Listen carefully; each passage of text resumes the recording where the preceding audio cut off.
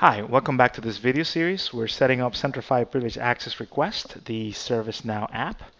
In the previous video, we've actually set up our service account.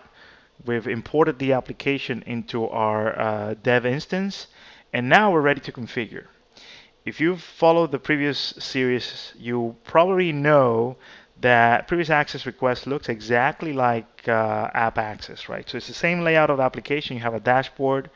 You have your resources that get synced into ServiceNow. You have properties where most of the changes are going to happen, right? And you also have the API sync as well as the logs, right? So you can also customize the service catalog item as well. In this case, it's the same configuration. So all we need to do is specify our tenant. So I'm just going to do an exercise of copy pasting here. Specify our service account. And I think I have it here.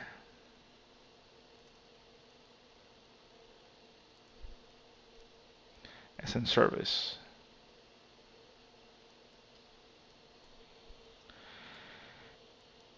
And then finally, we're going to set up the password. Like I say, with all service accounts, this has to be aligned with your service account policy, and you should have a clear policy around rotation of service accounts, right?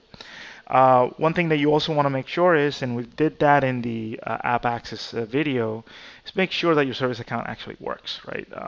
That you're not getting challenged for multi-factor because this is, computer-to-computer authentication, right? So once we have this, we're going to press save. And then we're going to go to the API sync. And this is where you'll specify first if the synchronization is active, and then your synchronization period, right? So for example, I can have this happen daily, every hour, for example. This all depends, so it affects your SLAs, right? But ultimately what it's doing, it is actually going out and refreshing the resources that you may have. So let's go ahead and look into API sync. We're gonna trigger an execution, right? And if I look at Privilege Manager, I have a few resources here, right? I only have one live for the verification.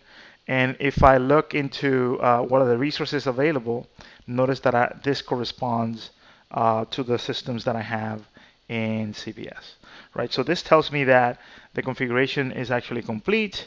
Something that we didn't do the last time is configuring the catalog item, right? So we could go to the system catalog and we can configure this. So what you'll see is, and if you've been following, is that we go to software, is that there's different, this is the default presentation of this. You can always customize the catalog, right? So let me see if I can customize this a little bit.